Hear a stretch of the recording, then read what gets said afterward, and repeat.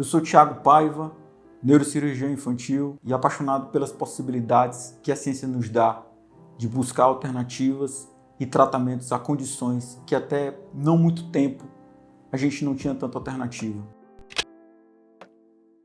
As paralisias cerebrais discinéticas, elas repartem com as desordens do movimento em pediatria um grande grupo de sintomas relacionados que causam basicamente dois tipos de problemas motores: as distonias e as coreotetoses. Nomes às vezes complexos e com definições, mesmo na prática, difíceis de serem alcançadas. Mas basicamente as distonias elas acontecem quando existe uma contração de um grupo muscular e que deixa a criança numa postura anormal, como por exemplo, a criança se contrai e fica nessa posição. Eles podem ser exacerbados por pequenos estímulos táteis, sonoros, um barulho, um toque, uma temperatura, um estímulo às vezes pouco relevante, uma luz, uma claridade, faz com que às vezes a criança o paciente adquira uma posição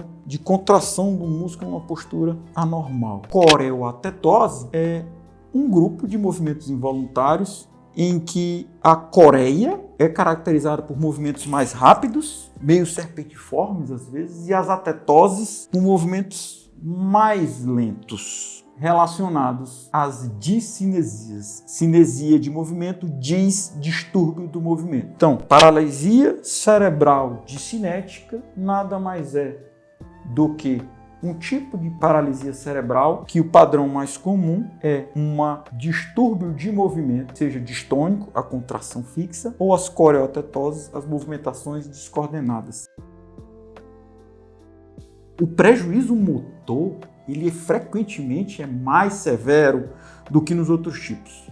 Muito mais severo, porque a incoordenação para fazer simples coisas, ela impede atividades simples, seja da criança, seja do cuidador. Quem teve oportunidade como profissional de tratar de uma criança com uma paralisia cerebral discinética, vê o quanto que é difícil, por exemplo, colocar essa criança sentada sem que ela se mexa, ou deitada, dar banho, trocar uma fralda, alimentar, exercitar o movimento de pegar um garfo, com a colher, um lápis. As discinesias, elas se caracterizam por esse imenso impacto motor no dia a dia. Muitas vezes, as paralisias cerebrais discinéticas, elas podem vir com outros acometimentos, que também são importantes, devem ser valorizados, até mais do que os casos espásticos, que são os acometimentos visuais e auditivos. Além disso, acometimento